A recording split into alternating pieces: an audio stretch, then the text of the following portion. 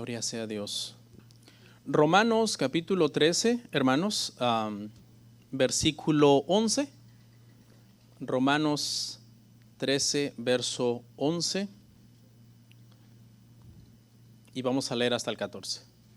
¿Lo tenemos? Bueno, dice la palabra del Señor de la siguiente manera. Y esto, conociendo el tiempo que es ya hora de levantarnos del sueño, porque ahora está más cerca de nosotros nuestra salvación que cuando creímos. La noche está avanzada y se acerca el día. Desechemos pues las obras de las tinieblas y vistamos las armas de la luz. Andemos como de día, honestamente, no en glotonerías y borracheras, no en lujurias y lascivias, no en contiendas y envidia, sino vestíos del Señor Jesucristo y no proveáis para los deseos de la carne. Vamos a orar. Te damos gracias, Señor, por este enorme privilegio de poder predicar tu palabra el día de hoy a estos hermanos que han venido a tu casa. Estoy infinitamente agradecido, Padre, por permitirme seguir predicando la serie de Romanos en este año 2020, que no ha sido fácil, pero tú has sido bueno y nos has respaldado, nos has ayudado hasta este momento para poder continuar como iglesia funcionando, y por tu misericordia nos hemos podido seguir reuniendo, Padre, y predicando el Evangelio. Ayúdanos a que el día de hoy podamos ser edificados en tu palabra. Hemos adorado con nuestro corazón y queremos seguir compartiendo nuestra fe, Señor, unos con otros. Pongo este tiempo de este sermón en tus manos y te ruego que me ayudes, Padre, en Cristo Jesús. Amén. Pueden sentarse, hermanos.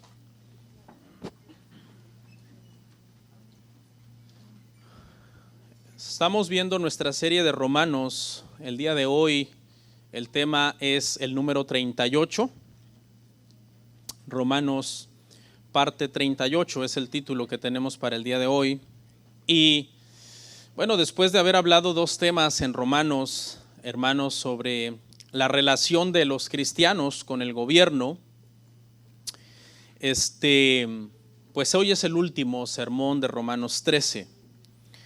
Es un pasaje muy hermoso, como pudieron ver es breve, son solamente 4 versículos.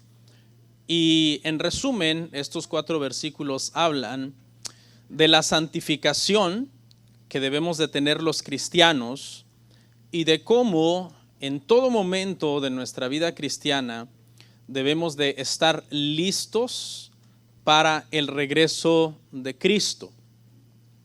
¿Cuántos saben que Cristo volverá? Eso es una verdad bíblica.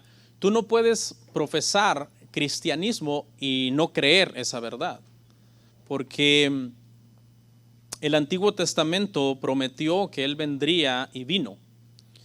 El Nuevo Testamento promete que Él volverá y así será. Eso es un hecho. En Tesalónica la pregunta era si iban a estar vivos o no cuando Él viniera, porque eso pues no lo sabemos. Cuando el Señor regresa no lo sabemos, pero la pregunta no era si iba a haber regreso de Cristo, no, eso ellos lo tenían claro. Lo que no tenían claro es, ¿estaremos vivos o no? ¿Y qué pasará si estamos muertos cuando Él venga? Este pasaje, hermanos, es un pasaje muy importante, o fue un pasaje muy importante en la vida de uno de los más grandes teólogos de la iglesia cristiana. Nos referimos a Agustín. Agustín vivió a mediados del siglo II, era un ministro africano, y él se convirtió por medio de este pasaje. Este pasaje fue inspirado por el Espíritu Santo para animar a los cristianos a la santificación y a esperar con anhelo el regreso del Señor. Pero el Señor en su gracia lo usó en el caso de Agustín para convertir a Agustín. Que la palabra tiene poder. Fue escrita para animarnos a los que somos salvos, pero al mismo tiempo viene Agustín, la lee y siente que es una flecha directa a su corazón, precisamente porque describía a la perfección la vida de inmoralidad y promiscuidad que él llevaba. Fue como que Dios me está hablando directamente a mí, porque la historia relata que este hombre, este gran teólogo, que es conocido por la iglesia protestante como el doctor de las doctrinas de la gracia, era un hombre muy disoluto, ¿no? Muy licencioso en su vida, en orgías, en borracheras, en lascivias, en lujurias, en todo tipo de conducta desenfrenada. Y entonces cuando él leyó esta porción, pues fue trasladado de las tinieblas a la luz, que eso es lo que habla este pasaje también. Una diferencia entre lo que es el día y la noche, que conforme lleguemos ahí vamos a ver entonces la explicación de esos dos términos para ver en qué sentido los está usando el apóstol Pablo. Puse por título, hermanos, a estos 4 versículos, vestidos del Señor Jesucristo, vestidos del Señor Jesucristo. Y la razón es porque podríamos decir que esta imagen de vestirnos con ropa, de alguna forma representa el estar vestidos de Cristo y habla de santificación. Podríamos decir entonces que la expresión vestidos de Cristo, en su connotación doctrinal o teológica, si usted quiere, habla de santificación. La persona que está vestida de Cristo está en santificación porque en la medida en que está vestido de Cristo, la justicia de Cristo está en esta persona, su verdad, su santidad, el amor de Cristo, el carácter de Cristo se hace más evidente en nuestra vida y eso provocará que nos parezcamos más al Señor. Obviamente siempre de lejos, ¿no? Porque recordemos, hermanos, que Cristo es el varón perfecto y nosotros seguimos las pisadas de ese varón perfecto sin ser perfectos, siendo imperfectos, pero en un camino de perfeccionamiento. Eso es lo que es la santificación, y avanzamos entonces, hermano, hacia ser más como el Señor. No como el pastor, porque el pastor no es el varón perfecto, el pastor es un varón imperfecto, pero el varón perfecto, hermanos, es Cristo. Ahora no estoy diciendo esto tampoco para que, verdad, se le falte al respeto al pastor, ¿no? Porque dice la Biblia que pues debe haber respeto y honra, especialmente para los siervos de Dios, ¿no? Pero en la medida en que somos más fieles, hermanos, y obedientes a la palabra de Dios, es en la medida en que más vestidos estamos de Cristo. Si usted es una persona que no lee las Escrituras y no ora como debería de estarlo haciendo, pues lo más probable es que usted no se parece mucho a Cristo. Eso no hay que ser un genio para llegar a esa conclusión. Porque entre tú más oras y más escudriñas las Escrituras, más vas entendiendo quién es Dios, tienes más temor reverente al Señor, porque el principio de la sabiduría es el temor a Dios. Y es una cosa que te va ayudando a ser una persona que verdaderamente representa dignamente a Cristo ante la sociedad. Porque usted sabe, hermano, que los falsos cristianos, o si quiere, digamos mejor, las personas que profesan cristianismo, pero que tienen malos frutos, porque a veces no podemos asegurar quién es cristiano y no, representan muchas veces una burla para las cosas de Dios. Pablo le dijo a los judíos que precisamente era por culpa de ellos y su mala conducta que los gentiles blasfemaban el nombre de Dios, porque se decían ser muy religiosos, pero su conducta no se parecía a lo que ellos profesaban. La palabra cristiano se usó por primera vez en las Escrituras en el libro de los Hechos 11:26, en la ciudad de Antioquía. Fue usado por los incrédulos para atacar a los cristianos.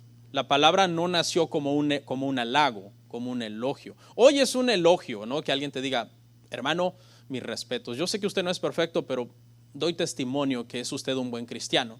Hoy día que nos digan es usted un buen cristiano es un elogio, pero eso no nació así, nació como un término despectivo contra los creyentes. Los incrédulos estaban tratando de decir a las personas que se convertían a Cristo, le estaban tratando de decir, uy, tú te pareces a Cristo. Pero como tenían un mal concepto de Cristo, que Cristo era un falso profeta, que era un pecador, un hombre que por blasfemar fue que lo crucificaron. Entonces lo que querían, la intención al llamarte cristiano era en un sentido peyorativo de burlarse de ti. Ese es en el sentido en que Agripa en Hechos 26:8 usa esa palabra. Muchas veces leemos ese pasaje y nos emocionamos y decimos, wow, Pablo era tan gran predicador que casi convierte a Agripa. Pero hay un sentido también en el que Agripa usa la palabra como burlona. O sea, cuando Agripa dice, por poco me persuades a ser cristiano, prácticamente lo que está implicando es, casi caigo en el error de hacerme cristiano. O sea, según una interpretación de este verso, hay eruditos que tienen esa postura. ¿Por qué? Porque Agripa obviamente no quería pertenecer a este grupo de personas que eran cristianos, porque era algo despectivo, en ese sentido se usaba esa palabra. ¿Qué hicieron los autores del Nuevo Testamento? Fue convertir ese término despectivo en una bendición. Decir, ok, al llamarnos cristianos están diciendo que nos parecemos a Cristo, pues gloria a Dios por eso, porque es a Él a quien nosotros nos queremos parecer. Y Pedro le dice eso a las personas a las que les escribe. Él les dice, no sientan vergüenza de ser llamados cristianos. Al contrario, usen ese nombre para decir que las personas los están identificando con el Hijo de Dios y que ustedes quieren parecerse al Hijo de Dios. Veamos 1 de Pedro 4:16, ¿dónde está eso?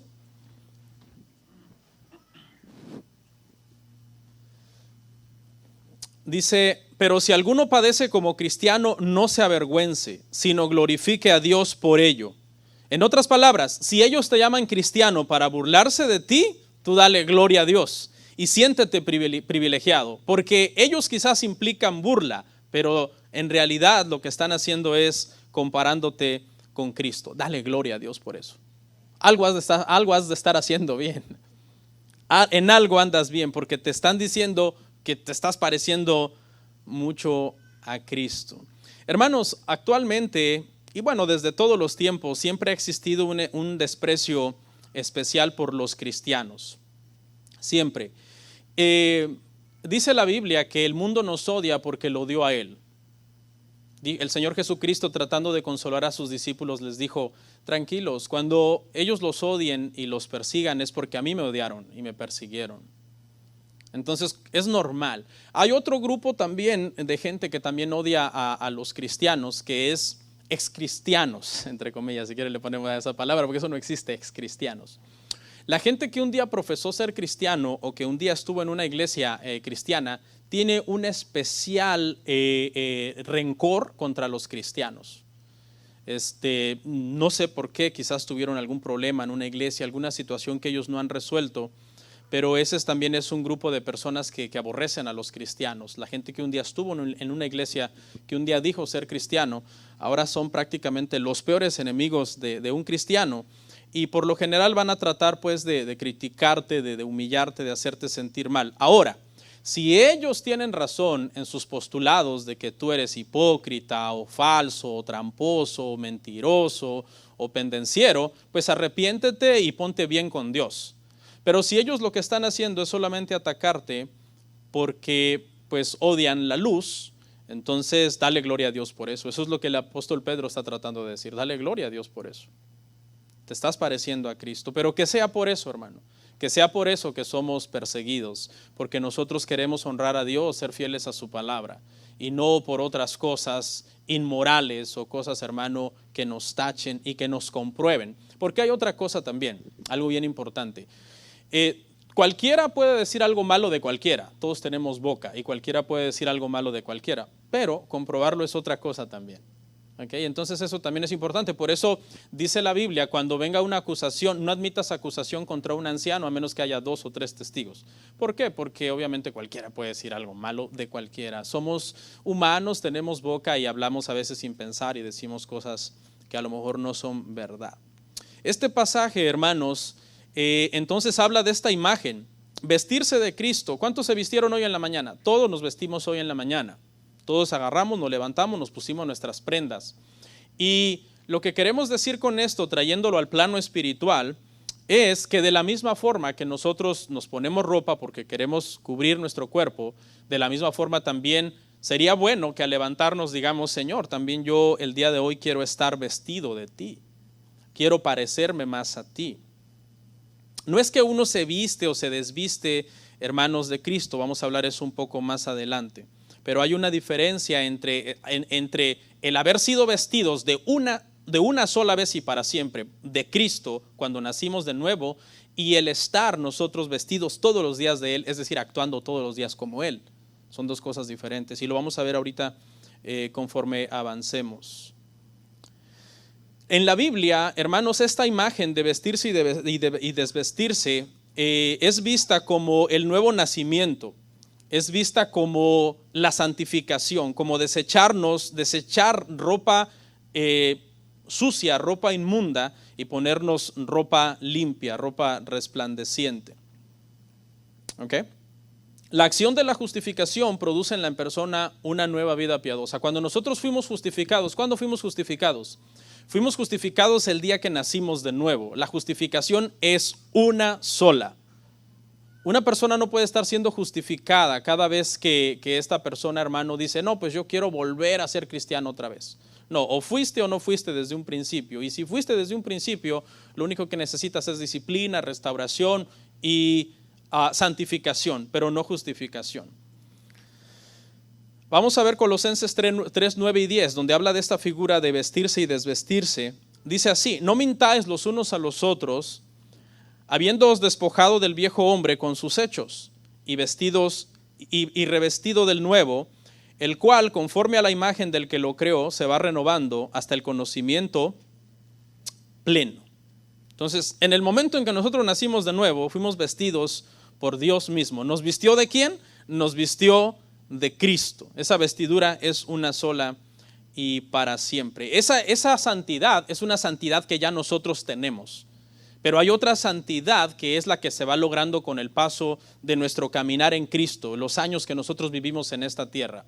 Cuando nosotros fuimos justificados, desde ese mismo momento fuimos vestidos de Cristo y santificados por Dios. Es decir, apartados del mundo y puestos aparte para Dios, porque eso significa santificado. Pero hay una santificación práctica que se va logrando también, hermanos, todos los días. Y esa sí la debemos de seguir buscando siempre. Por eso el apóstol anima a los cristianos, vestíos del Señor Jesucristo. Ellos le pudieron haber contestado, oye Pablo, ¿pero qué? ¿No estamos vestidos de Cristo? ¿Qué? No, sí ya están vestidos de Cristo, pero ahora parezcanse a Él en su vida. Parezcanse más a Él en su caminar diario. Quiero que entienda esta parte, hermano, entonces, que no estamos hablando de que nos podemos poner a Cristo y somos cristianos, o nos podemos quitar a Cristo de encima y no somos cristianos. No estamos hablando de ese vestirse y desvestirse, sino de una justicia práctica. Porque ¿qué es la justificación? La justificación es una declaración de Dios de haber sido declarado justo sin ser justo, porque Cristo murió por ti en la cruz del Calvario. Pero entonces ahora, ¿qué justicia quiere Dios en ti? Una justicia práctica. Le doy un ejemplo. Yo ya soy justo delante de Dios porque soy justificado por la fe. Pero ¿qué justicia entonces tengo que practicar? La justicia práctica. Cuando yo tengo un problema con mi esposa, yo debo ser justo. Debo reconocer que si la ofendí, le debo pedir perdón o perdonarla o lo que sea. Actuar como cristiano a la hora de resolver el problema. ¿Sí ve? Son dos cosas diferentes. Una es la justicia que yo ya tengo.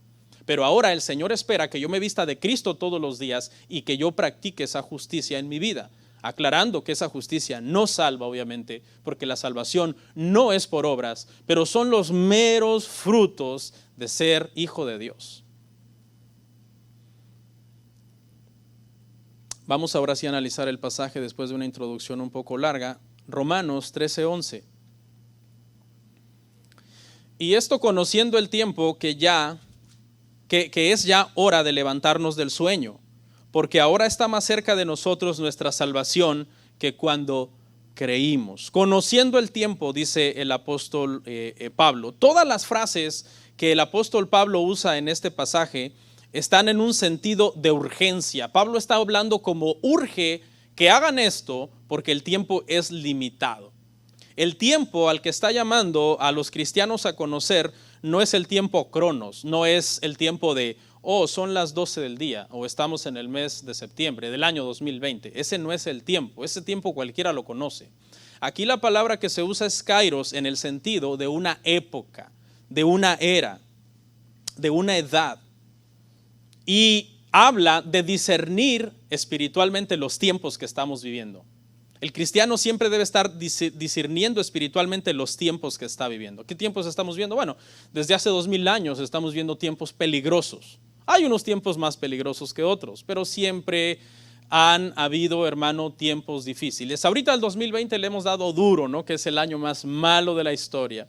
Pero realmente, hermano, pestes siempre han habido. Pestes siempre han habido. Es más, la peste de hace 100 años fue 1000 veces más grande que la de ahora. Hace 100 años, 1917, 1918, la fiebre española. ¿Y qué les parece la fiebre bubónica en 1300, 1400? Que terminó con la mitad de la población de Europa. Muchísimo más grande que la de hoy. Protestas violentas, incendios y todo eso siempre ha habido. Eso siempre ha habido. Entonces dijo Salomón en el libro de Eclesiastés que no hay nada nuevo debajo del sol. Dijo, simplemente estamos en un ciclo donde se repite como la misma maldad o los mismos problemas en este mundo. Pero, ¿en qué sentido debemos discernir nosotros el tiempo? En el sentido, hermano, de que nosotros no podemos participar de esos tiempos malos, ni ser nosotros los que vivimos una vida de desenfreno en los tiempos malos. Y que estamos ignorando que el Señor viene. En ese sentido, nosotros tenemos que discernir los tiempos, conociendo los tiempos. No, yo no puedo participar del mundo porque yo soy hijo de Dios. Y el Señor viene pronto. Es en ese sentido, hermanos, que nosotros debemos ser diferentes de los incrédulos. Entendemos que los incrédulos no disciernan los tiempos y vivan como ellos quieran. Eso lo entendemos, no son cristianos. Ellos viven como ellos quieren. Pero lo que no se comprende es que un cristiano no discierna los tiempos. En el sentido de decir, yo soy hijo de Dios, debo andar como luz, el Señor viene pronto, debo estar alerta, vigilante en todo tiempo, orando, leyendo las escrituras, congregándome. Debo de estar bien espiritualmente, porque es en ese sentido de urgencia que Pablo presenta esto. Pablo no les dice, miren, les voy a decir algo, ahí se comienzan a preparar después. No, él les dice, les voy a decir algo, sean buenos cristianos desde hoy.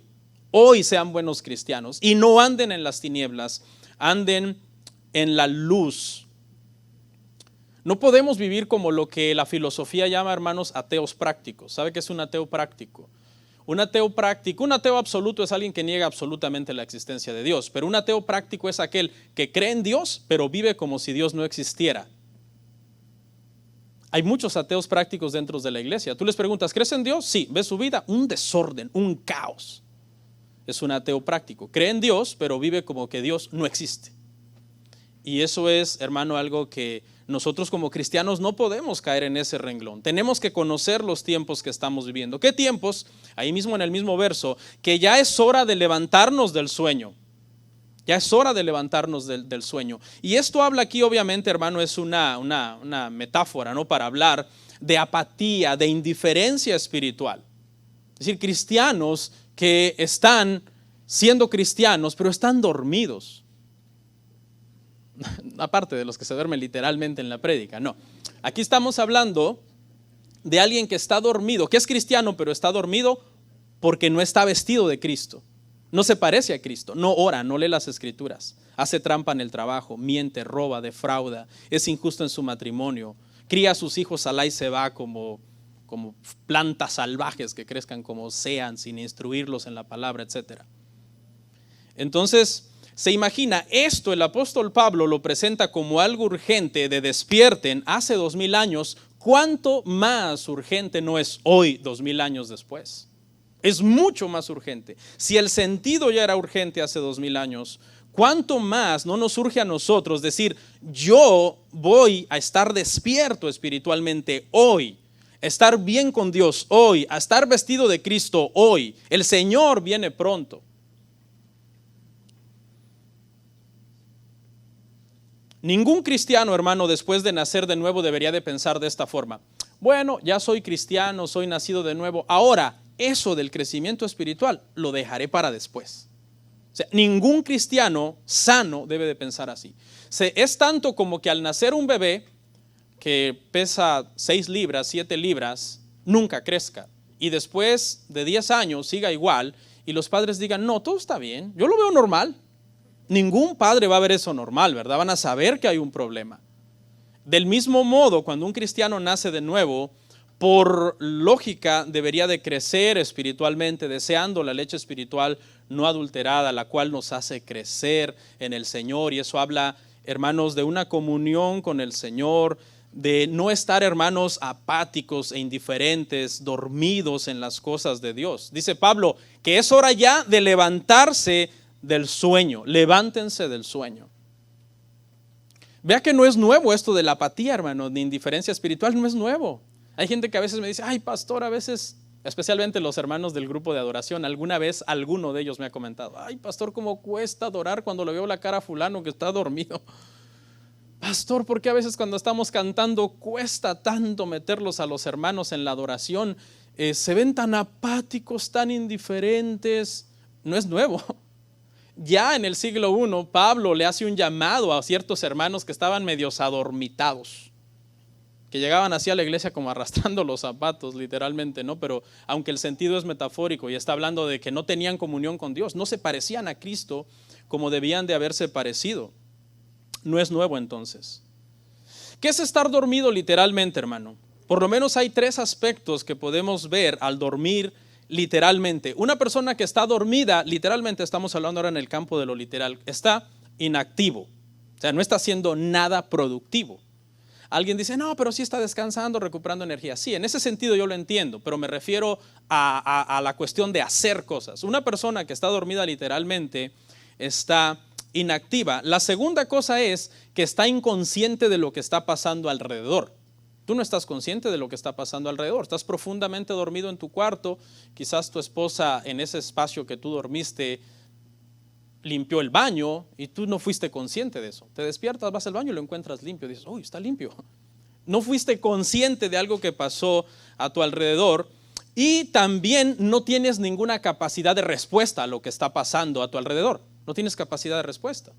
En ese momento tu esposa puede venir y darte un estate quieto y pues no vas a meter la mano porque no tienes capacidad de respuesta. Ahora, traigamos estas 3 características del estar dormido literalmente al estar dormido espiritualmente. Una persona que está dormida espiritualmente en la iglesia está inactivo. Inactivo. En el cristianismo está inactivo. Es una persona que no hace nada, hermano, ni para Dios, ni para el vecino, ni a sus hijos le evangeliza. O sea, está inactivo. Número 2, también está inconsciente de lo que está pasando a su alrededor. Es decir, no discierne los tiempos espirituales que está viviendo. No discierne, dice, para mí todo está igual. Sigamos viviendo igual y yo así vivo mi cristianismo y así me ha funcionado por años y así seguiré sin buscar de Dios. Y otra cosa que tampoco tiene capacidad de respuesta entonces. Es decir, no hace nada para cambiar su situación. Por eso usted puede ver a hermanos que hace 15 años, 20 años que no sirven a Dios y así han estado y así seguirán a menos que le hagan caso a Pablo. Despiértate. Despiértate. Este pasaje, hermanos, habla de una pereza, de una irresponsabilidad en los deberes espirituales. Decía yo hace unos sermones atrás que hay gente que es muy diligente en lo secular, en lo del trabajo. Son súper diligentes. ¿Para qué? Trabajadores, esforzados, le echan ganas, como decimos los mexicanos, en un buen mexicano, al trabajo. ¿Para qué? Pero cuando les ve su vida espiritual, hermano, pasan en el teléfono 7 horas y no oran ni 5 minutos. O pueden ver Netflix 6 horas y no leen ni un capítulo de la Biblia. Capítulos de su serie favorita, sí se pueden aventar 20. Pero capítulos de la Biblia, hermano, ni uno. Empiezan, hermano, a irse durmiendo. Ah, no, pero claro, no están dormidos en lo secular. No están dormidos, tienen metas, sueños, comprar casas, carros, terrenos y salir adelante. Porque dijo el Señor Jesucristo, donde está tu tesoro, ahí está tu corazón. Y el cristiano no puede tener su corazón en las cosas del mundo, porque la parábola enseña que aquel que descubrió la belleza del evangelio, que lo compara con una perla que encontró un tesoro en un terreno, vendió todo, fue y compró ese terreno. O sea, el corazón de nosotros está en eso, está en Dios, está en el cristianismo, está en el evangelio, está en la palabra. Alguien puede decir, es mucho, ¿no? O sea, ¿en serio, pastor, tenemos que ser tan espirituales? Pues no es mi sermón, es el de la Escritura. Alguien dice, yo creo que está muy exagerado eso de ser tan espirituales. La Biblia no prohíbe ser espirituales. La Biblia nos llama a nosotros a ser espirituales. Hay gente que inclusive puede estar sirviendo dormidos en la iglesia. Dormidos. Vienen como un robot, sacan su parte, pero pregúntales cuándo fue la última vez que leyeron la Biblia. ¿Qué leyeron? ¿Cuándo fue la última vez que leíste la Biblia? Tú, fulano. No me acuerdo. ¿Oras con tu esposa? ¿Oran en casa? ¿Oran con tus hijos? ¿Instruyes a tus hijos? No. Personas están durmiendo. Tú les ves como que están despiertos porque tú basas la espiritualidad de la gente muchas veces en un servicio que ellos están haciendo. Pero hay gente que está sirviendo dormida. Esta es la gente que de repente te da sorpresas y de la noche a la mañana sale con una filosofía antibíblica y un pecado horrible y tú dices, espérate, pero ¿cómo puede haber un cambio tan drástico en esta persona? El cambio no fue drástico. Tú crees que fue drástico, pero no. Esta persona tiene años dormido. No está vestido de Cristo. No ha estado en la luz. Y por eso de repente sale la sorpresa de que aquí, que allá, que ya no creo en esto, que no sé qué. O peor todavía, ¿no? Inmoralidades también que salen en la vida de las personas. Efesios 5:14.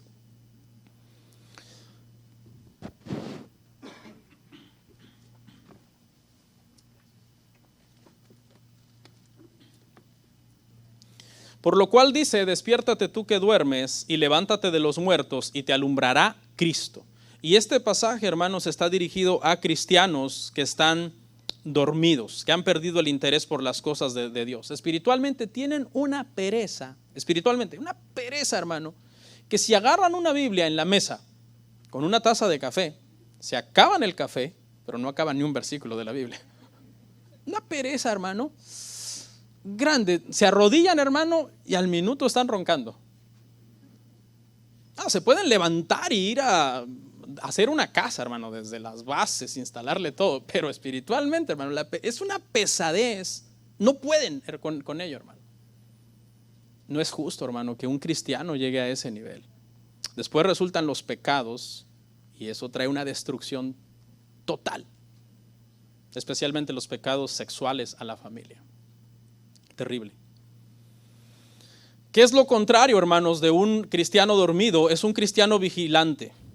Un cristiano vigilante es alguien que está alerta, que cuida su vida espiritual, que cada día, parte de su prioridad, de todas sus metas del día es mi comunión con Dios.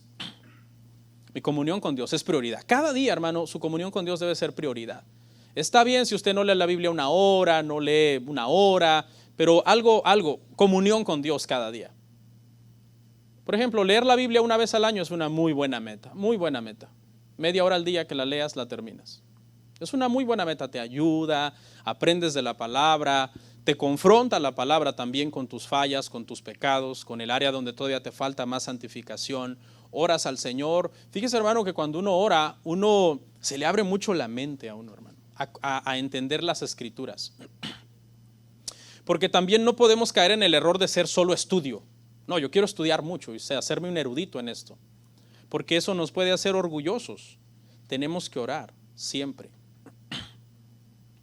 Un cristiano alerta, hermano, no es un cristiano perfecto, pero trata de servir a Dios, aunque pasa por muchos valles de sombra y muerte, pero sigue firme, porque ¿quién no pasa por problemas, hermano?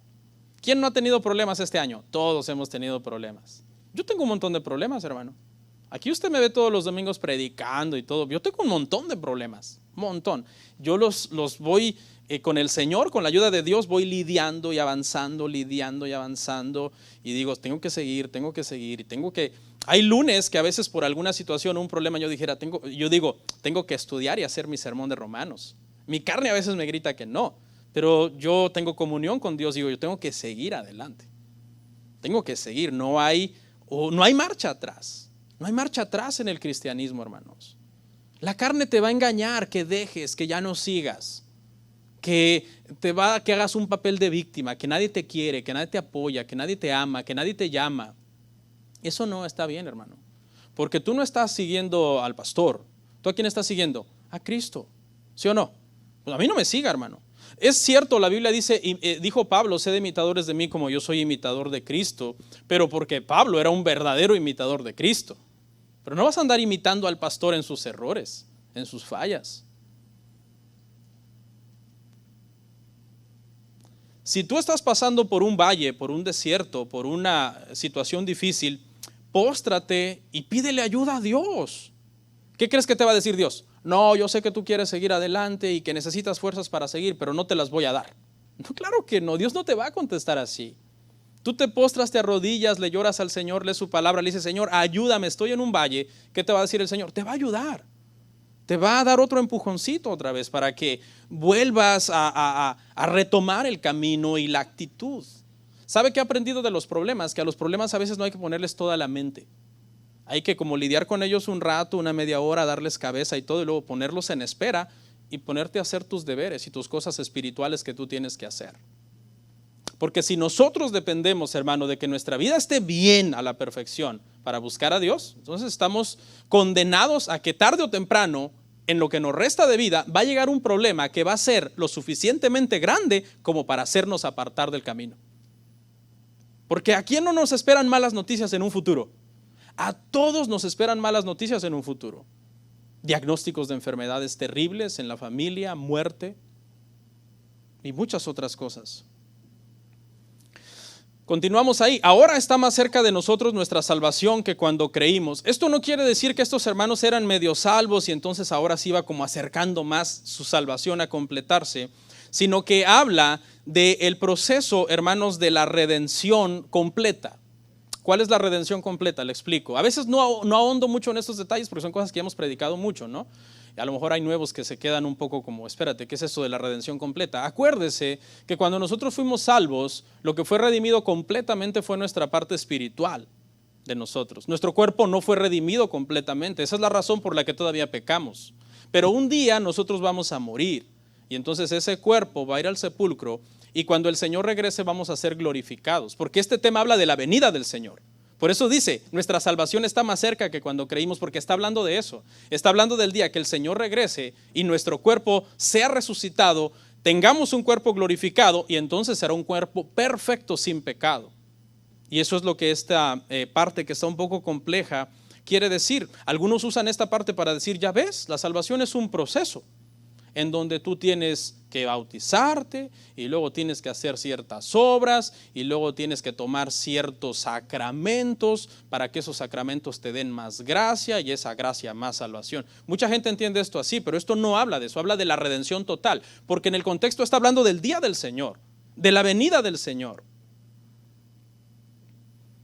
La salvación no es un proceso, la salvación es un evento súbito. Sucede en un solo segundo o milisegundo, no sé, eso ya lo podemos discutir porque la Biblia no lo dice, pero no es un proceso. ¿Qué es un proceso? La santificación. Por eso usted se va a vestir de Cristo todos los días, pareciéndose a Él, actuando como Él, pensando como Él. Fíjese, hermano, el pensamiento de Cristo, ¿cómo era respecto a las Escrituras? Un pensamiento bíblico, hermano. El pensamiento de Cristo siempre era bíblico. Cuando venían a cuestionarlo, algunas veces lo estaban tentando y les decía, erráis ignorando las Escrituras. ¿Qué le dijo al diablo? Escrito está. Nosotros, hermanos, si nosotros tenemos un pensamiento bíblico, nos vamos a evitar un montón de problemas en este mundo caído, porque necesitamos esa luz, lámpara es a nuestros pies, la palabra del Señor, y cuando nosotros pensamos bíblicamente se van iluminando nuestros senderos, nuestros pasos, por donde vamos caminando, las decisiones que tomamos para nuestra familia, para nuestro matrimonio. Piense bíblicamente, hermano. Mire, a mí me ha tocado chocar mucho con gente que es cristiano, pero no piensa bíblicamente. Yo tengo choques tremendos con gente así, porque yo pienso bíblicamente y todo lo que trato de decir, yo opino esto, yo creo esto, lo trato de basar en la Biblia, pero este cristiano viene y no basa lo que cree en la Biblia y ahí surge un choque. No, pues sí, yo soy cristiano, pero porque tengo que pensar bíblicamente al respecto de este tema. En este tema yo pienso así. Sí, pero es que contradice la Escritura. Entonces es bien. ¿Cómo era Jesús en la oración, hermano? ¿Cómo era Jesús en la oración? Jesús oraba, hermano, oraba largo, oraba seguido, oraba diario, oraba por las personas, oraba con sus discípulos, oraba en público, oraba en secreto. Oraba de noche, oraba de madrugada, oraba en el día, oraba por los alimentos. Ese ejemplo nos vino a dar el Señor Jesucristo a nosotros, de una vida espiritual. Por eso debemos vestirnos de Él. ¿Sí vio el cambio de Romanos con los otros dos temas anteriores? Los otros dos temas anteriores de Romanos, del gobierno y de las taxas, fueron espinosos. De hecho, me gané enemigos. Pero mire el cambio, ¿no? Ok, ahora el apóstol Pablo pasa a hablar de un tema espiritual y de un tema, hermano, de espiritualidad. Pero los otros temas no eran espirituales. Claro que sí, pues son de la palabra de Dios. Por eso dijo Pablo, yo no rehuí anunciaros todo el consejo de Dios. Porque tenemos que hablar todo lo que está escrito, hermano, en la palabra. Amén. Cuando creímos fuimos salvos, ya dejamos eso claro. Entonces, hermano, en este verso 11, que ya vamos a terminarlo, estamos viendo que debemos de, hermano, despertar del sueño, vestirnos de Cristo y tener en mente que el Señor viene pronto. Verso 12. La noche está avanzada y se acerca el día. Desechemos pues las obras de las tinieblas y vistamos las armas de la luz. La noche está avanzada, se acerca el día. Estos dos términos acá, hermano, noche y día, están en una connotación doctrinal. No está hablando literalmente del día solar o de la noche, del tiempo nocturno, sino que aquí el término noche se refiere al tiempo que estamos viviendo, un tiempo de pecado, de incredulidad, de rebelión espiritual, en que el mundo odia a Dios. Por eso dice, conozcan los tiempos.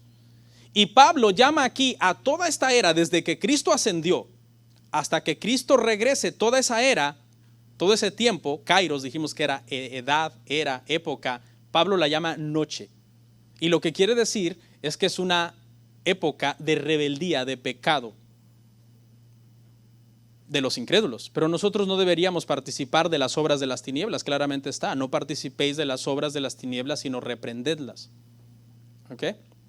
Y el término día, ¿en qué sentido está usando Pablo aquí el término día? En el sentido de que justo cuando el Señor venga, se acabará esa noche y empezará el día. Y el día habla de luz, de justicia, también habla de juicio, porque el Señor vendrá con juicio y pondrá entonces los puntos sobre las is a todo lo que pasó, hermanos, en esa etapa de la noche. Por tanto, debemos estar firmes nosotros y no ser como los que duermen. Nosotros no podemos ser como los que duermen, tenemos que estar despiertos. A lo mejor tú eres cristiano, no, tú eres salvo, tú eres hijo de Dios y si mueres ahorita tú te vas a ir con el Señor, porque la salvación es por fe, pero no estés dormido. Yo me quiero ir dormido, más rico. Ni voy a sentir aquí durmiendo en mi hamaca. No, el Señor no quiere que esta época, estamos viendo qué época, la época de noche. El Señor no quiere que la vivas dormido. O sea, pastor, pero es de noche y de noche me da sueño. No es que estamos hablando de cosas espirituales, donde tú no puedes participar de las obras de las tinieblas. Porque mucha gente, de esos que están dormidos, algunos no son cristianos. Y mire lo que les va a pasar, Mateo 7, 22, 23. Muchos me dirán en aquel día, Señor, Señor, ¿no profetizamos en tu nombre y en tu nombre echamos fuera demonios? ¿Y en tu nombre hicimos muchos milagros? Y entonces les declararé, nunca os conocí, apartaos de mí, hacedores de maldad. Es decir, mucha gente que profesa cristianismo y hasta ministerios, realmente no están vestidos de Cristo. Y el Señor dice que sacará luz en ese momento, hermano, y les dirá, yo nunca los conocí. Mucha gente se burla de la venida del Señor. Eso no es nuevo tampoco. La venida del Señor ha tenido detractores desde el siglo I. Mucha gente dice, no, yo no creo en eso, de que Cristo viene. Los cristianos tienen 2000 años diciendo eso y Cristo no ha venido. Ahora, es cierto, no ha venido, pero quiere decir que no vendrá. Claro que no, Él vendrá. Veamos lo que la Biblia nos enseña de este tema. Segunda de Pedro 3 al 4. Sabiendo primero esto, que en los postreros días vendrán burladores andando según sus propias concupiscencias y diciendo, ¿dónde está la promesa de su advenimiento? Porque desde el día en que los padres durmieron, todas las cosas permanecen así como desde el principio de la creación. ¿Sí ve? Siempre ha habido gente escéptica en el tema de la venida del Señor, del regreso de Cristo, desde el siglo I. Esta gente dice que se burlaba y decían, ¿Dónde está el tiempo de su advenimiento? Si nada cambia. No ha cambiado nada. Todas las cosas siguen igual desde que nuestros padres murieron, que eso es lo que realmente quiere decir ahí, durmieron. Y esto no es nuevo porque ya en el tiempo del diluvio también la gente no creía en el diluvio. Dice que Noé era un pregonero de justicia que les predicaba el arrepentimiento, pero ellos se burlaron de él y no creyeron que vendría un diluvio hasta que lo vieron, ¿no? Porque nunca había llovido. Y entonces ven llover por primera vez y ellos, hermano, ahora creen, pero el problema es que la puerta estaba cerrada ya. En el arca la puerta ya estaba cerrada. Ahora alguien podría argumentar lo siguiente: sí, pastor, pero la espera fue de 120 años solamente y el diluvio vino. Por lo menos no tuvieron que esperar tanto como nosotros, que ya llevamos más de 2000 y no sabemos si tardará otros 2000. Bueno, está bien, quizás en ese sentido tú tienes razón al comparar que el diluvio tardó 120 años, que Cristo ha tardado 2000 y quizás tarda más porque no lo sabemos, eso nadie sabe cuándo viene el Señor. Pero entonces Pedro dice lo siguiente, para que nos quitemos eso de la mente, segunda de Pedro 3, 8 y 9, más adelante. Mas, oh amados, no ignoréis esto, que para el Señor un día es como 1000 años y 1000 años como un día. El Señor no retarda su promesa, según algunos la tienen por tardanza, sino que es paciente para con nosotros, no queriendo que ninguno perezca, sino que todos procedan al arrepentimiento. Ahí está la respuesta. Pero es que van 2000 años, porque para el Señor 2000 años son como 2 días. Entonces puede tardar más. ¿Cuándo viene el Señor? No lo sabemos. Una cosa sí sabemos, que falta menos que cuando ascendió. Eso lo tenemos claro, ¿verdad? Obviamente. Falta menos que cuando ascendió, pero no sabemos cuándo Él viene. Ahora le explico brevemente este verso, porque este verso se presta para malas interpretaciones. Este verso lo usan los universalistas para decir que nadie se perderá, porque Dios no quiere que nadie se pierda. Por lo tanto, nadie se va a perder. Aquí hay 2 cosas que tenemos que entender, hermanos, y es que en el decreto divino y soberano del Señor, no todos serán salvos. Lo voy a repetir. En el decreto divino y soberano del Señor, no todos los seres humanos serán salvos. Eso lo sabemos, ¿verdad? Judas ya está en el infierno. ¿Ok? Y hay un infierno creado para el diablo, sus ángeles, y ahí serán lanzados aquellos que no sean hallados escritos en el libro de la vida del Cordero. Sí, en el decreto divino del Señor no todos serán salvos. Entonces, ¿por qué el Señor quiere, dice acá, no retarda su promesa según algunos la tienen por tardanza, sino que es paciente para con nosotros, no queriendo que ninguno perezca? Esto habla del amor de Dios. Dios es un Dios de amor.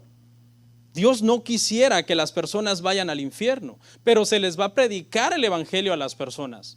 Por eso el Señor dijo a los apóstoles: vayan, prediquen el evangelio, enseñen todas estas cosas. El que crea en mí será salvo, pero el que no crea ya ha sido condenado. Entonces, ¿cómo entendemos este verso? La oferta de salvación es genuina y es real para todos, para todos. Por eso el Señor no quiere que nadie perezca en ese sentido, y a todos les ofrece la salvación. Pero la Biblia también nos enseña que cuando Pablo predicaba, Hechos 13:48, creían los que estaban ordenados para vida eterna. Y ese es el decreto divino y soberano de Dios para la salvación. Entonces, no usemos este verso para decir, no, nadie irá al infierno, porque Dios no quiere que nadie vaya al infierno. Es que tiene usted que dividir las 2 cosas.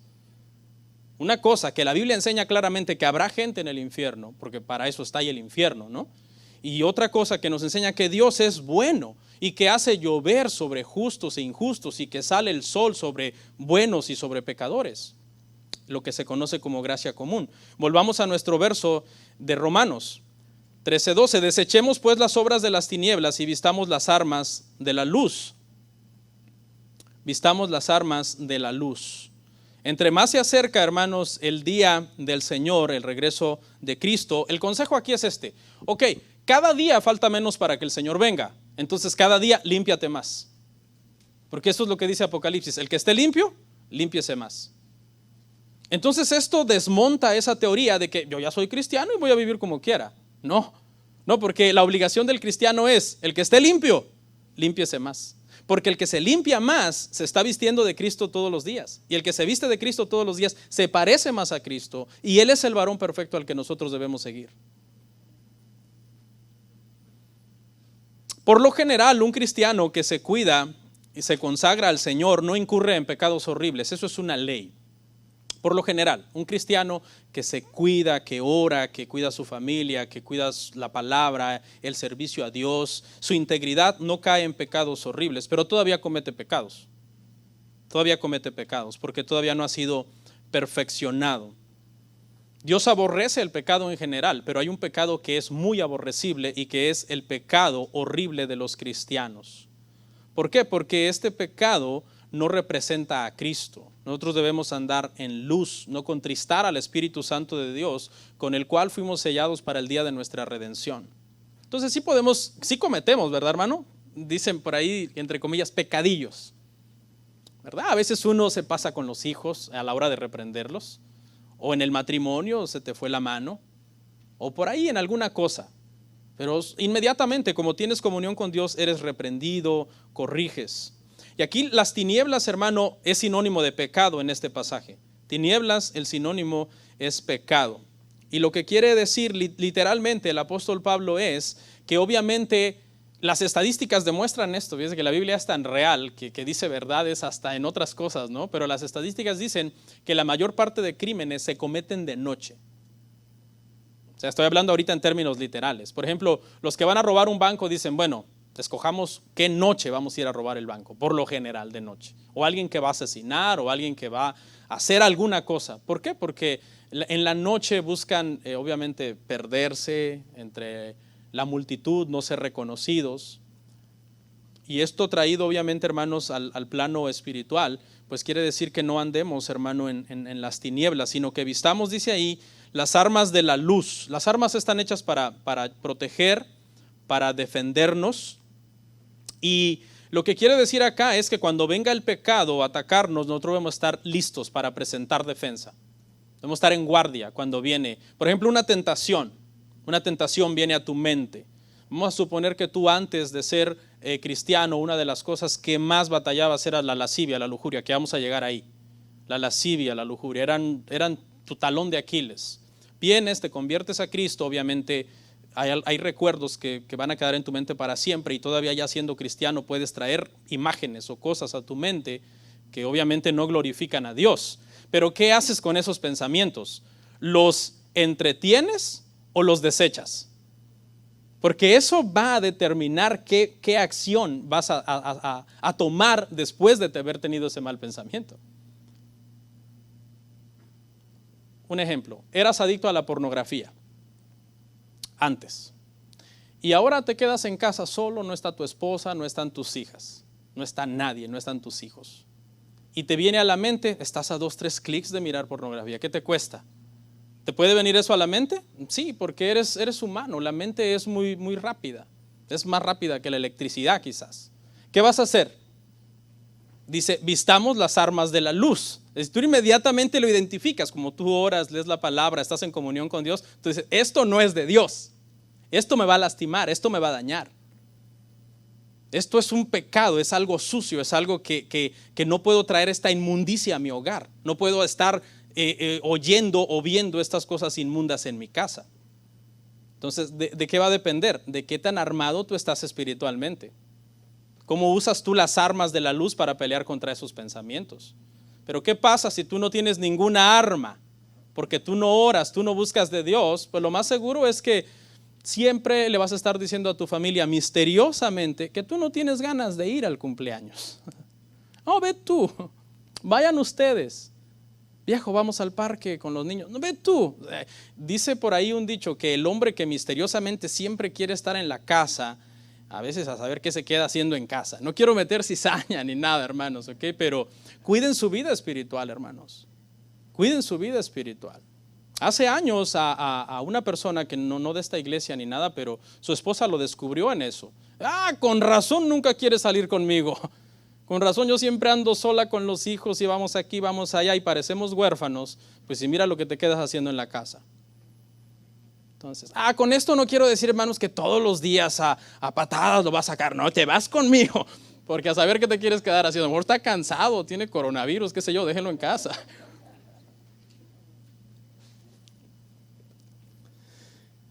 El pecado y la justicia son como dos polos opuestos.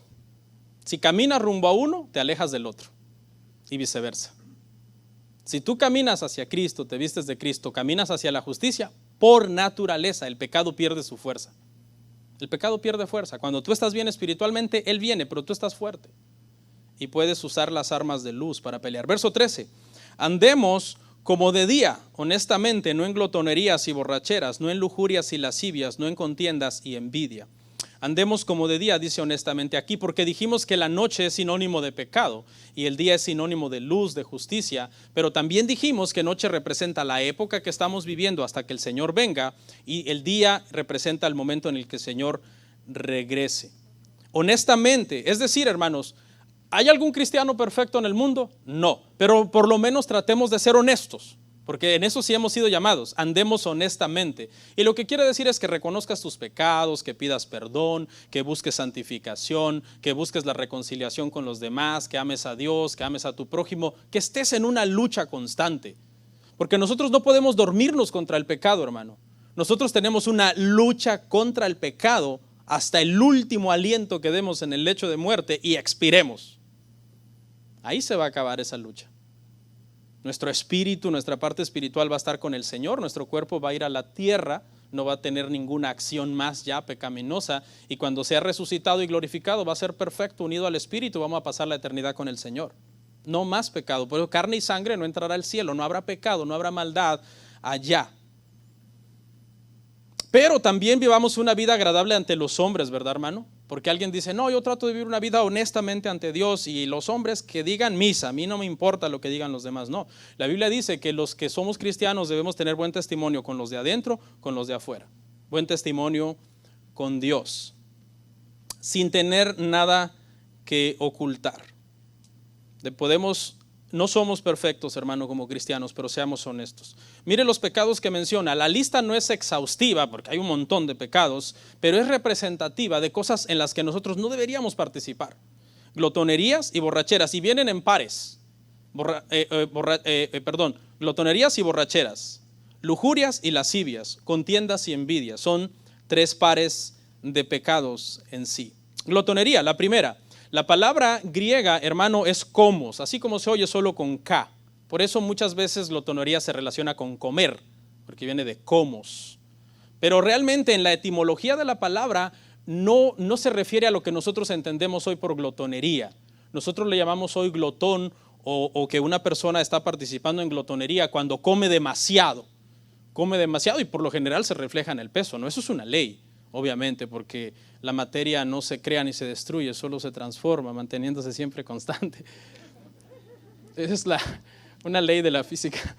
Pero escuche realmente, hermanos, el sentido en el que se usa originalmente. Nosotros la usamos mal actualmente, la palabra glotonería. Realmente el sentido en el que se usó cuando Pablo la usó se refería a una fiesta que se hacía después de una victoria militar o después de una victoria deportiva, porque acuérdense que en los tiempos obviamente de los romanos y los griegos eran muy dados a las olimpiadas y los deportes.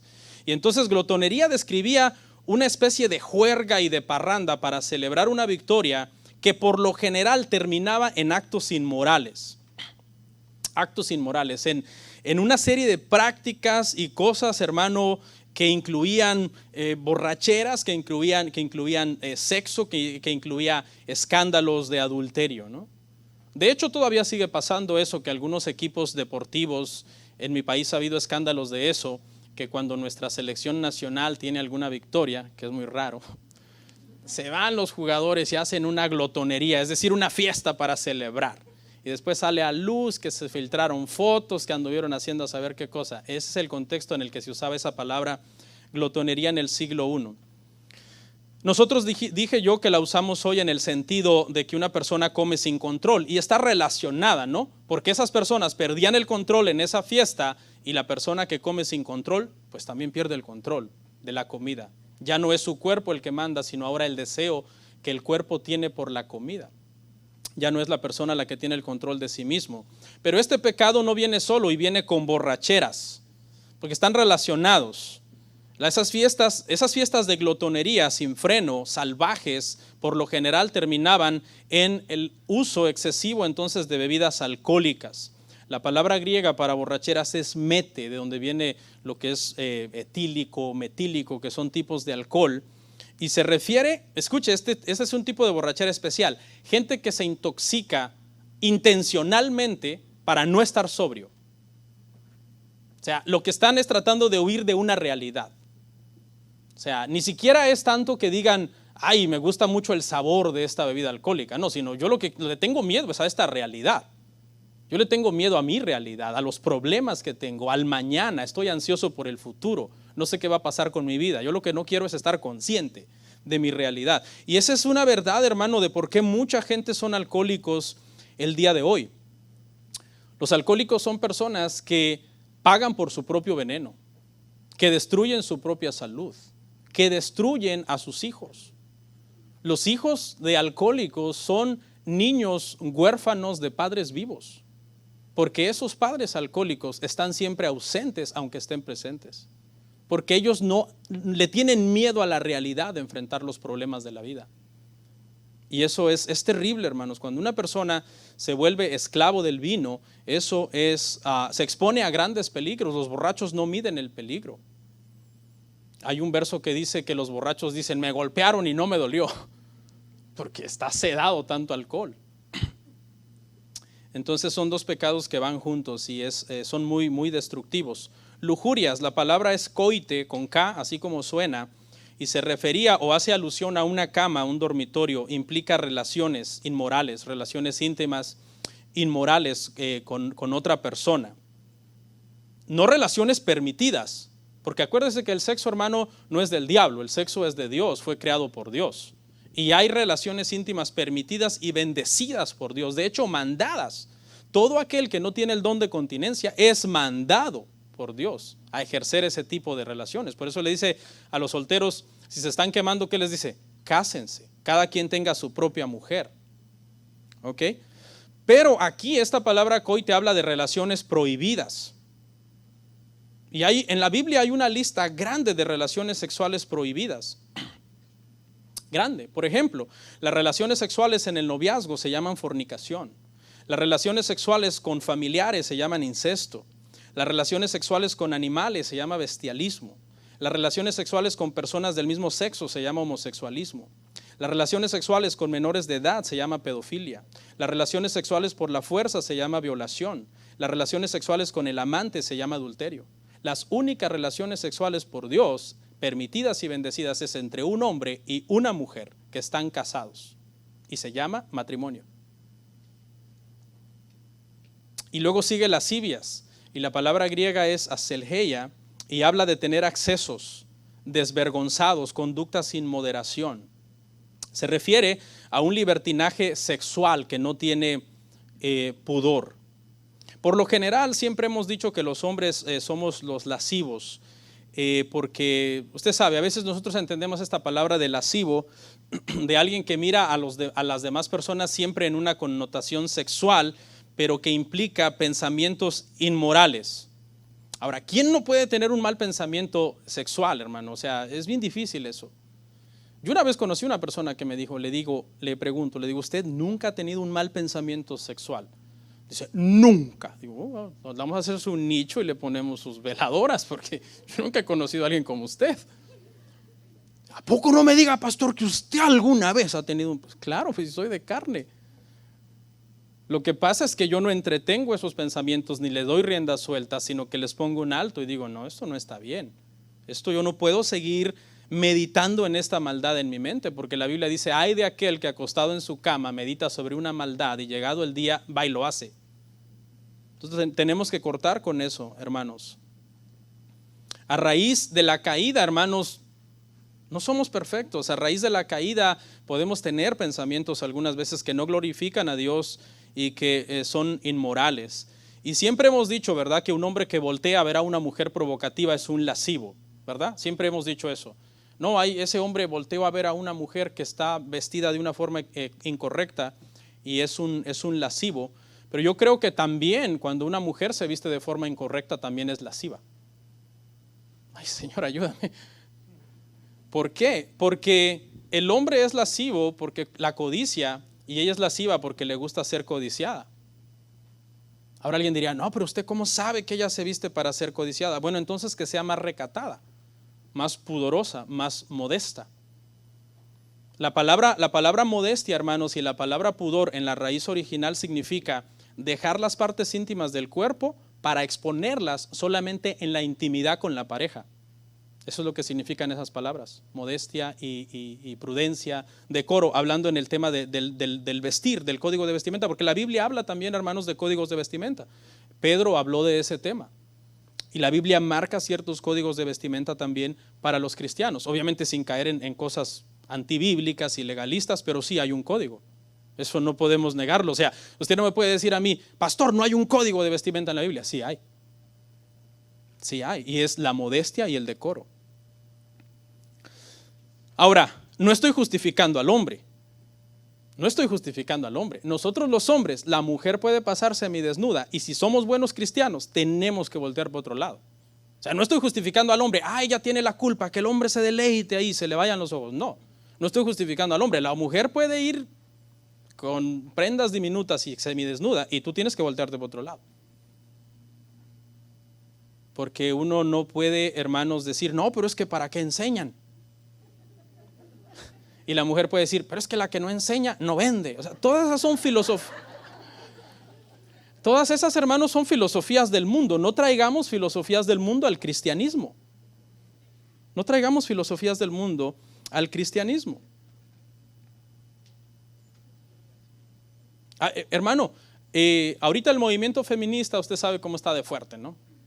Que de hecho hay un movimiento feminista que se fue al extremo, que dicen que si tú le tocas la mano es violación. Si le tocas la mano sin permiso es violación. Eso es un extremo exagerado. Pero, y dicen, bueno, los hombres, siempre se ha dicho que los hombres le faltan al respeto a las mujeres, pero yo creo que también la mujer se puede faltar al respeto a sí misma cuando no se viste bien. ¿Sí ve las dos partes? O sea, ok, entiendo, sí es cierto, hay hombres que le pueden faltar el respeto a una mujer, pero la mujer misma se está faltando al respeto a sí misma al vestirse de una forma impúdica. No, pero es que hay gente que tiene esta mentalidad. No, pues con este cuerpazo, hablando de mujeres, me voy a agarrar un buen hombre. El detalle es que si tú agarras a un buen hombre por el buen cuerpo, por el cuerpo lo vas a perder, porque tu cuerpo va a cambiar. Entonces el marido te va a decir ya 20, 30 años después, yo me casé contigo por tu cuerpo. Y entonces cuando te volteé a ver, ¿y dónde está el cuerpo que tenías? Entonces, por el cuerpo lo agarraste, por el cuerpo te va a dejar. Porque el cuerpo cambia. El cuerpo cambia. Entonces, hermanos, aquí para ir cerrando este tema de estos pecados, pues solamente un llamado, hermanos, a todos, a que tengamos modestia y decoro. Cierro con estos dos pecados, contiendas. La palabra es eris, pero fíjese a qué se refiere. Esta contienda se refiere a una enemistad persistente. No se refiere que usted y yo no podemos tener una diferencia. Usted y yo podemos tener una diferencia y la arreglamos. Pero esta contienda aquí habla de que nunca se puede arreglar la diferencia. Es decir, es una enemistad que persiste y pueden pasar años y sigue el mismo problema por la misma diferencia. Eso es a lo que se refiere acá. Porque diferencias, ¿quién no tiene? Hasta Pablo y Bernabé se separaron. ¿Ok? Envidias, la palabra griega es celos, de donde viene también la palabra celos, para celos en español, o celoso. Ahora quiero cerrar con esto, hermanos. Estos dos pecados últimos son bien comunes en la iglesia. Contiendas y envidias son bien comunes. En Corinto abundaba este pecado. Y aquí es donde yo quiero hacerle un llamado, entonces, hermano, a que aprendamos que por cuanto no hemos sido perfeccionados, tenemos problemas entre nosotros y tenemos diferencias entre nosotros. Por eso es que tenemos que vestirnos de Jesucristo, para que nos amemos más y nos llevemos mejor. Y por último, el último verso, hermanos, es corto y no lo voy a explicar, porque es una repetición de los 3 versos anteriores, es un resumen. Sino vestíos del Señor Jesucristo y no proveáis para los deseos de la carne. Ese es el resumen de la lección. ¿Quieres andar bien en todo lo demás? Vístete del Señor Jesucristo. No proveáis para los deseos de la carne. Quiere decir, cuando el pecado venga, agarra tus armas de luz, que ya hablamos que es la comunión con Dios, y derrota ese pecado. Y no le des pie al pecado. No estés buscando el pecado. No estés jugando con la tentación. No se confíe que usted puede, hermano. Sansón era el hombre más fuerte y pecó. Salomón era el hombre más sabio y pecó. No confía ni en su fuerza ni en su sabiduría, confía en Dios. Vamos a orar.